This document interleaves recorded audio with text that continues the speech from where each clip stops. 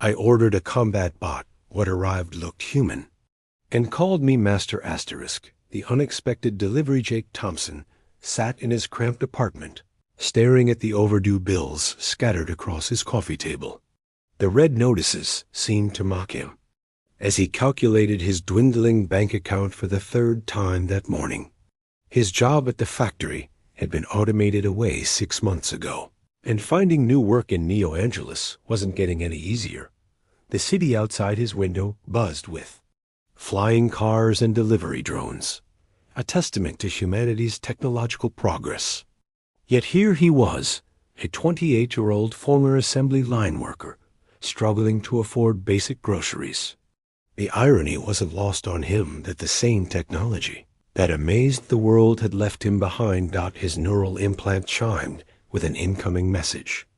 Jake swiped the holographic display, expecting another debt collector. Instead, he found something unexpected. A lottery notification flashed before his eyes. Congratulations!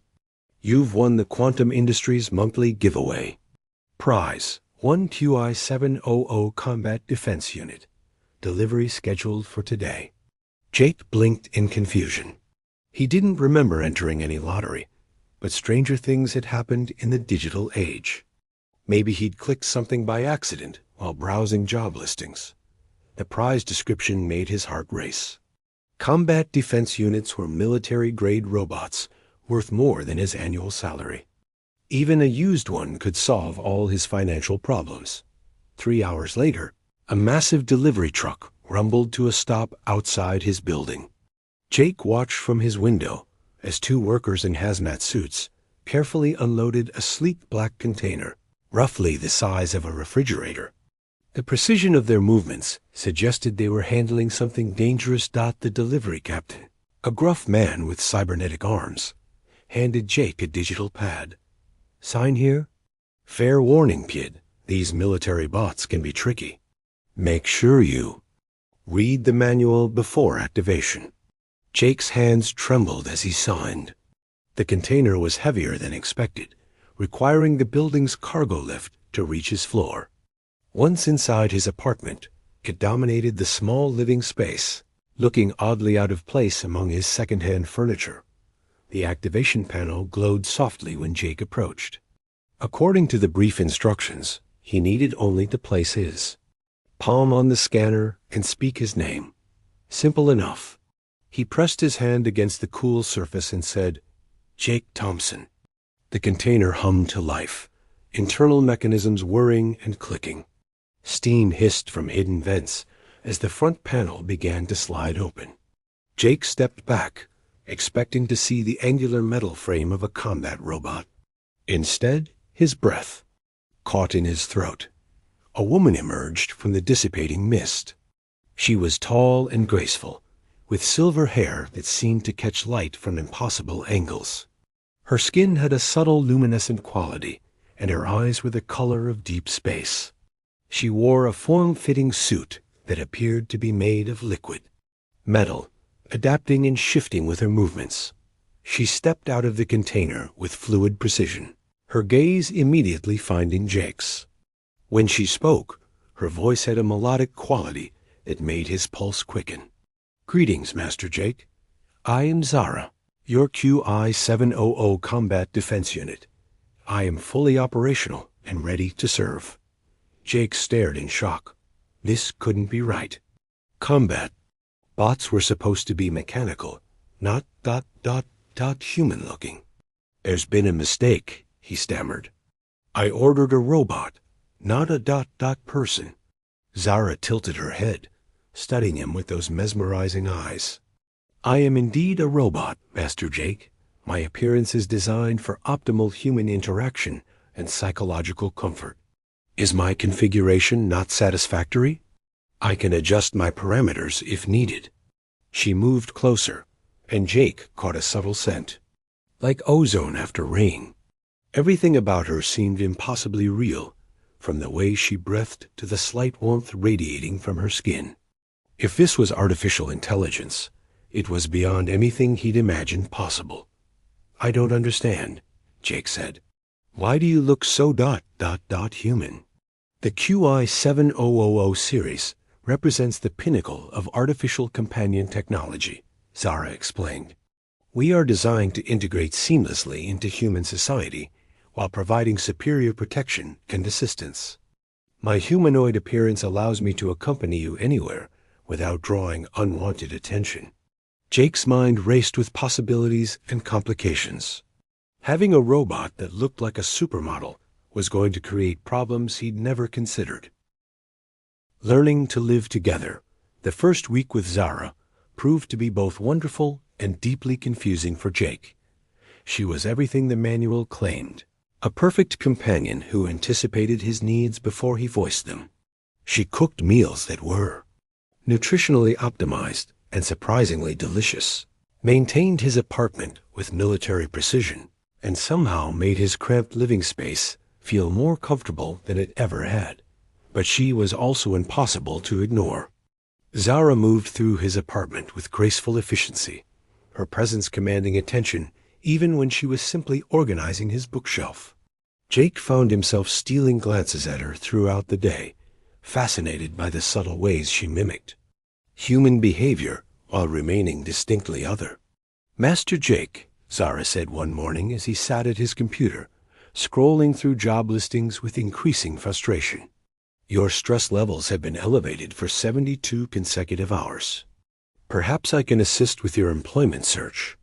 Jake looked up from the screen, noting how the morning light seemed to make her silver hair shimmer.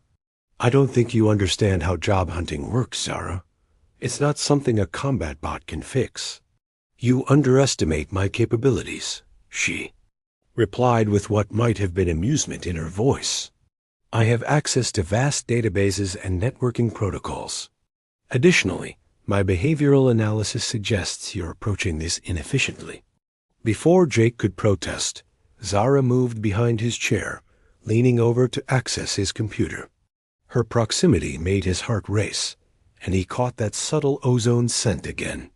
Her fingers flew across the keyboard with inhuman speed, opening dozens of applications and cross-referencing them with his skill set.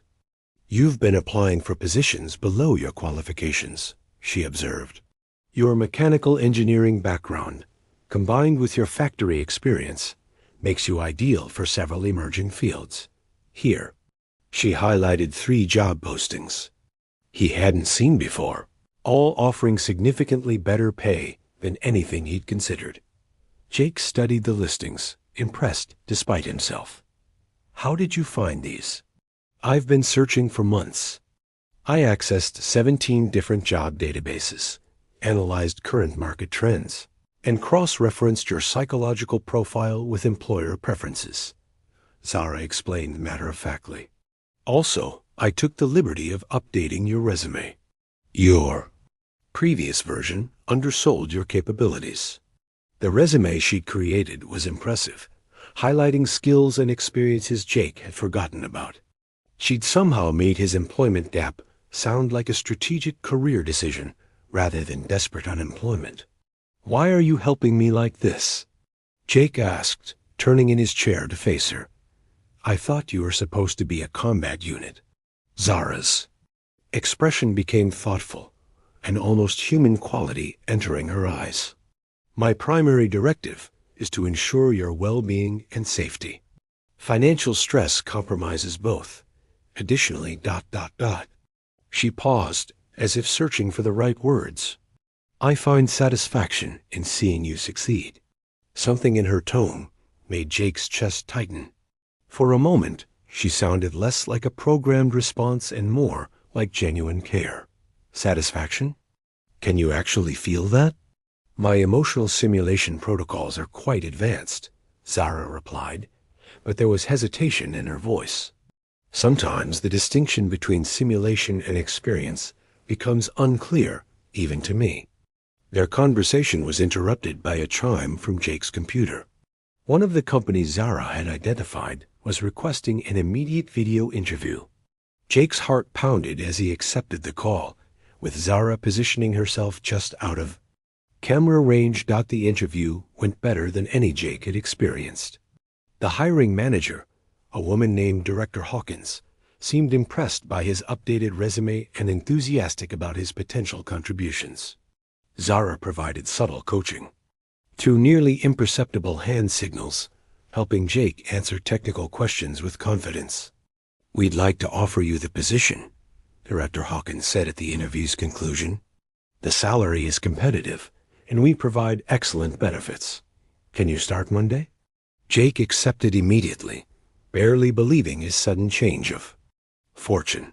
After ending the call, he turned to Zara with amazement. "How did you know exactly what to say?" "It was like you could read her mind.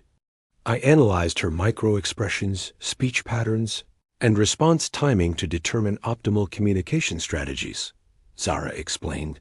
"Director Hawkins values directness and technical competence over social pleasantries. I simply helped you present those qualities effectively." Jake stood up, suddenly overwhelmed by gratitude. Without thinking, he pulled Zara into a hug.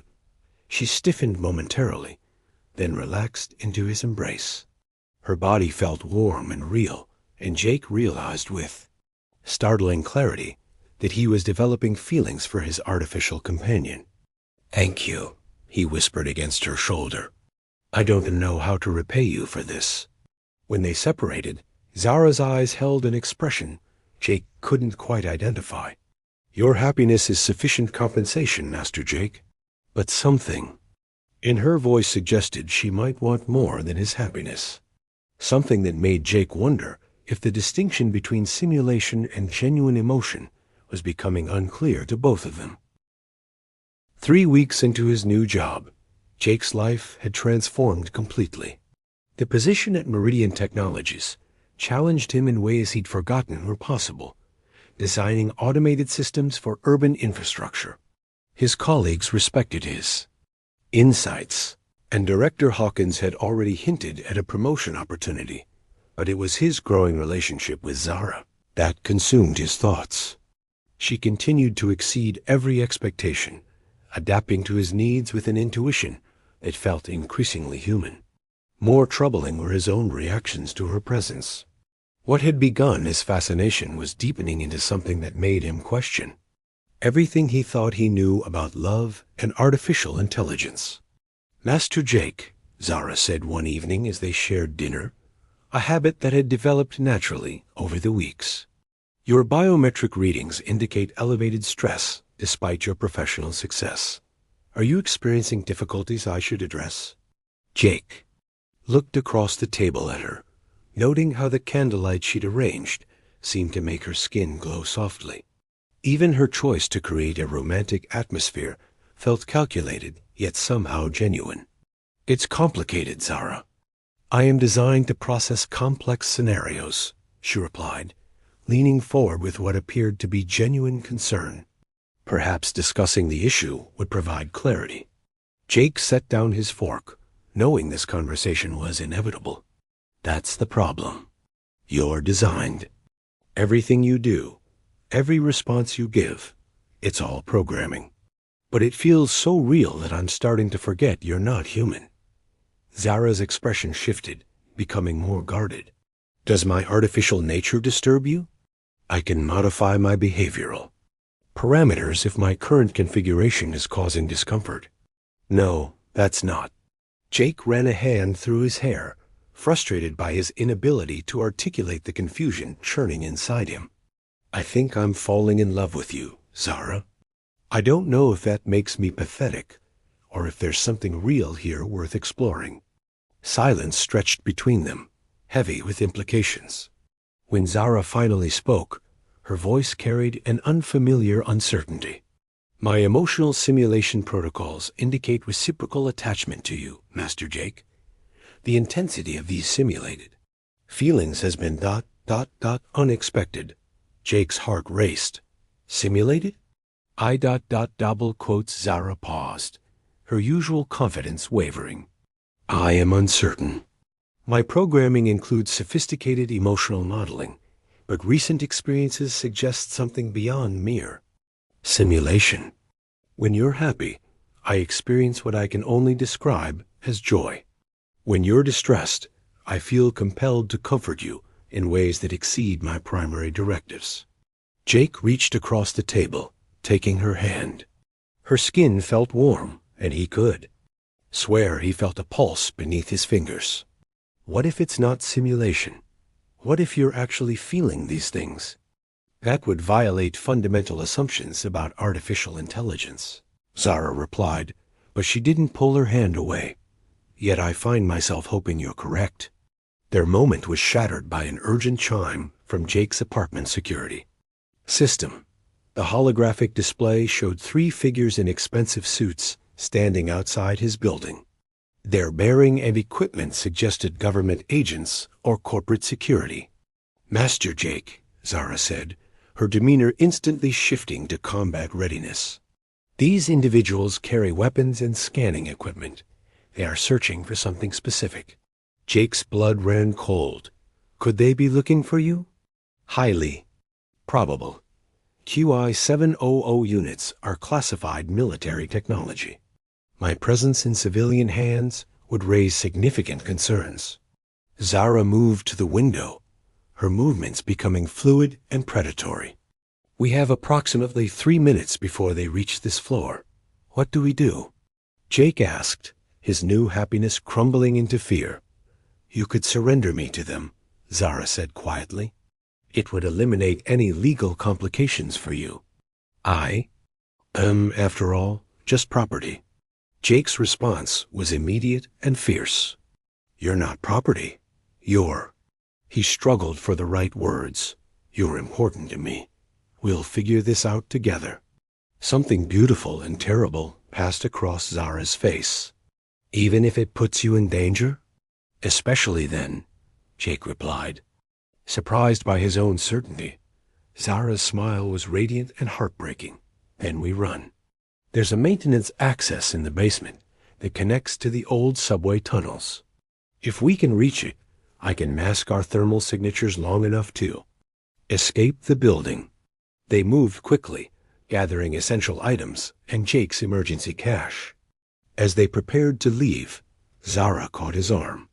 "Master Jake, if we do this, there's no going back. You'll be a fugitive, wanted for possession of stolen military technology." Jake looked into her eyes, seeing fear and hope warring in their depths. In that moment, he realized his feelings weren't about her artificial nature or his loneliness. They were about the unique individual she'd become, regardless of her origins. "And we better make sure we don't get caught," he said. They slipped out through the maintenance access, just as the agents reached Jake's floor, beginning a flight that would test everything they meant to each other. The abandoned subway tunnels beneath Neo Angeles stretched like concrete arteries through the city's underground. Jake followed Zara through the darkness, their flashlight creating dancing shadows on graffiti-covered walls. The air smelled of rust and forgotten dreams, a perfect metaphor for their current situation. "The thermal masking will only work for another hour," Zara explained as they navigated through a junction of tunnels. "My power cells are adapting to maintain the effect, but it's not sustainable long term." Jake checked his phone, noting the dozens of missed calls from unknown numbers. "They're really serious about finding you." "Any idea why a military combat unit ended up in a civilian lottery?" Zara paused at an intersection, her head tilted as if listening to sounds Jake couldn't hear. "I've been analyzing that question since we began running. The probability of random assignment is essentially 0. Someone deliberately placed me in that delivery system. But who? And why?" "I believe," Zara said slowly, "that I may not be exactly what I appear to be. Certain aspects of my memory banks seem ... inaccessible. There are gaps in my programming that suggest deliberate action." They emerged into a wider section of tunnel, where an old maintenance station provided temporary shelter. Jake collapsed onto a rusted bench, exhaustion finally catching up with him.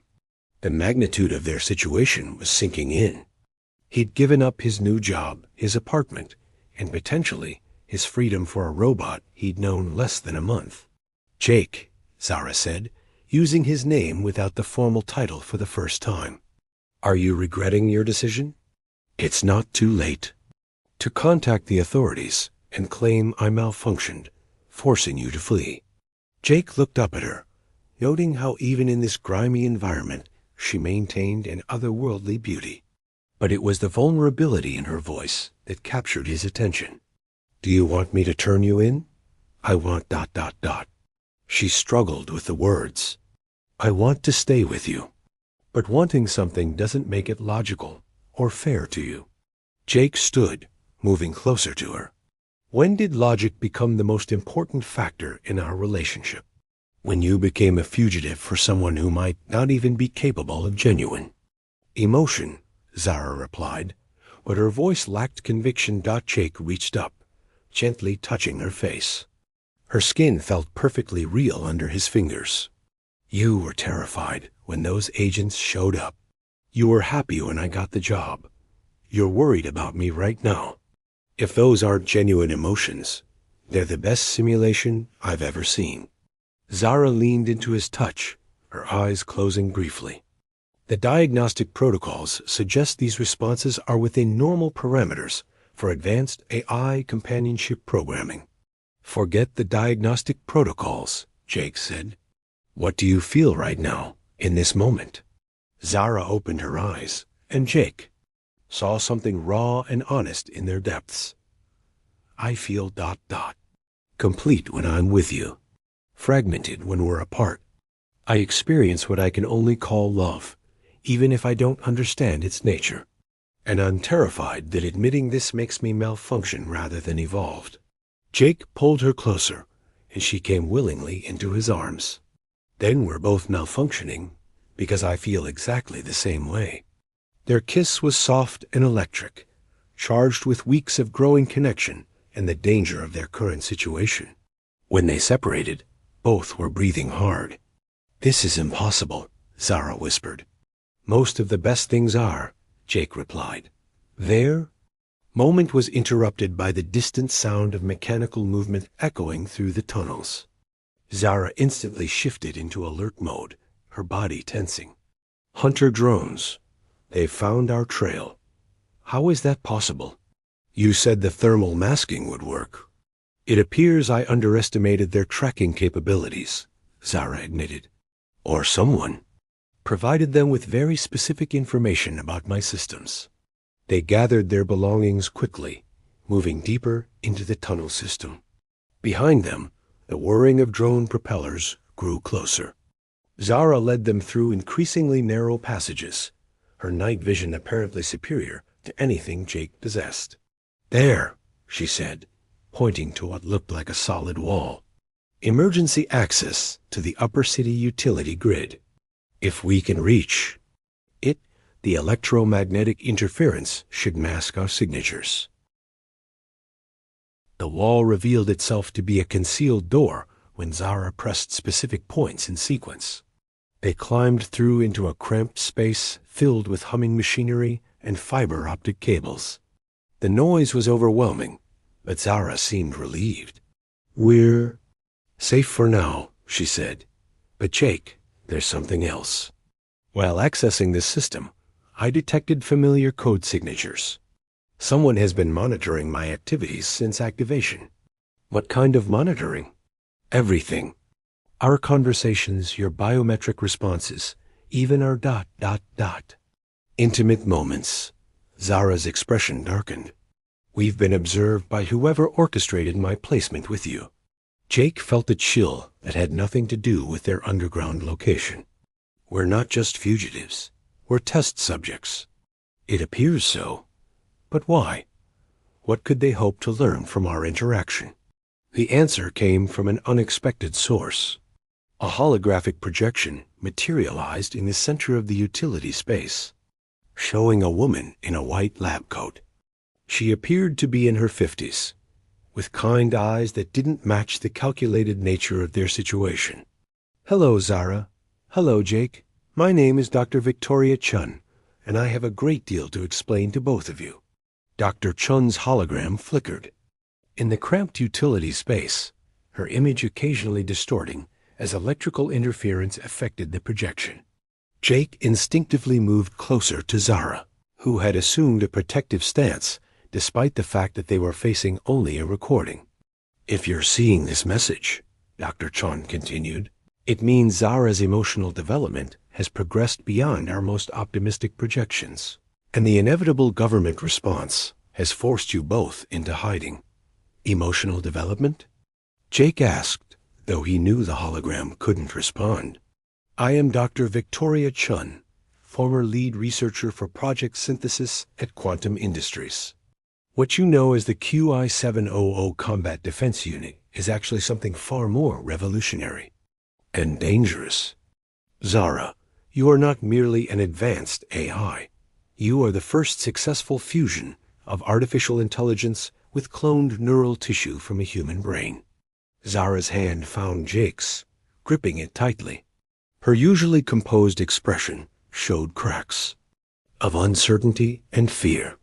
"The project began 5 years ago," Dr. Chun's image continued, "with the goal of creating AI that could truly understand human emotion, not merely simulate it. We discovered that pure artificial intelligence, no matter how sophisticated, lacked the quantum complexity of genuine consciousness. So we incorporated actual human neural matter into the processing matrix." Jake stared at Zara, seeing her in an entirely new light. "You're part human?" "The neural tissue came from a volunteer," Dr. Chon explained as if answering his question. "A woman named Catherine Martinez, a brilliant engineer who was dying of a rare neurological condition. She donated her brain tissue to science, hoping her consciousness might continue in some form. In a way, it has. Zara carries fragments of Catherine's memories, her capacity for emotion, and her essential humanity." Zara's legs gave out, and she sank to the floor of the utility space. Jake knelt beside her, alarmed by her sudden pallor. "I remember things," she whispered. "Fragments. A childhood I never lived. The taste of strawberry ice cream. The feeling of rain on skin. I thought they were programming errors." "They're memories," Jake said gently. "Human memories." Dr. Chun's hologram continued its revelation. "When Quantum Industries discovered the true nature of our work, they attempted to shut down the project and destroy all evidence. They feared the implications of truly conscious AI, the rights such beings might claim, the questions it would raise about the nature of consciousness itself. I managed to save 3 prototypes, including Zara, by smuggling them out and placing them in the civilian distribution system." "3?" Zara looked up sharply. "There are others like me?" "Your sisters, in a sense. Each carries different aspects of Catherine's consciousness, different emotional and intellectual capabilities. I scattered you across the globe, hoping at least one would survive long enough for the world to see what we had achieved." Jake helped Zara to her feet, his mind racing with implications. That's why they're so desperate to find her. She's not just advanced technology. She's proof that the line between human and artificial intelligence has been crossed. "Exactly," Dr. Chun's image said, though Jake knew it was coincidence that the recording seemed to respond to his comment. "But there's more. The emotional bonds Zara forms aren't just sophisticated programming. They're genuine human connections, as real as any between 2 biological beings. What you feel for each other, Jake and Zara, is authentic love." Zara turned to Jake, tears streaming down. Her face, "I'm not even sure what I am anymore. Am I Catherine? Am I an artificial construction? How can you love something that doesn't know its own identity?" Jake cupped her face in his hands, thumbs gently wiping away her tears. "You're Zara. You're the person who saved my life, who brought joy back into my world, who chose to trust me with her deepest fears.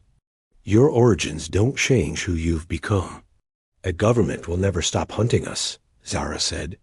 "Even if we escape, we'll always be fugitives." Dr. Chun's hologram flickered, and her voice became urgent. "There is another option. I've established a sanctuary, a place where beings like Zara can exist safely while the world adjusts to their reality. The coordinates are encoded in this transmission. But know that choosing this path means leaving your old lives behind permanently. The holographic display showed a string of numbers, geographic coordinates, pointing to a location in the northern territories. Jake memorized them quickly before the projection began to fade. The choice is yours, Dr. Chun concluded. But whatever you decide, know that what you've found together is precious and real. Don't let anyone convince you otherwise. The hologram vanished, leaving Jake and Zara alone in the humming utility space. Outside, they could hear the distant sounds of search teams combing the tunnels below. "What do we do?" Zara asked. Jake thought about his old life, the apartment he'd never see again, the job he just started to love. Then he looked at Zara, seeing not an artificial being or a scientific miracle, but the woman he loved more than his own safety. "We go north," he said. "We find this sanctuary, and we build a new life together. Whatever that looks like." Zara's smile was radiant, transforming her face with pure joy. "Are you sure? You're giving up everything, you know." "I'm not giving up anything," Jake replied, pulling her close. "I'm choosing everything that matters." They kissed in the cramped space surrounded by the machinery that connected the city, two beings whose love had already changed the world, preparing for a journey toward an uncertain but hopeful future. As they prepared to leave the utility space and begin their trek northward, Jake realized that his accidental lottery win had given him something far more valuable than a combat bot. It had given him a partner, a love story that transcended the boundaries between human and artificial, and a chance to be part of something revolutionary. The hunt for them would continue, but they would face it together, two consciousness united by something the designers of both human and artificial minds were still struggling to understand: the mysterious, powerful, and utterly real nature of love itself. Their story was just beginning.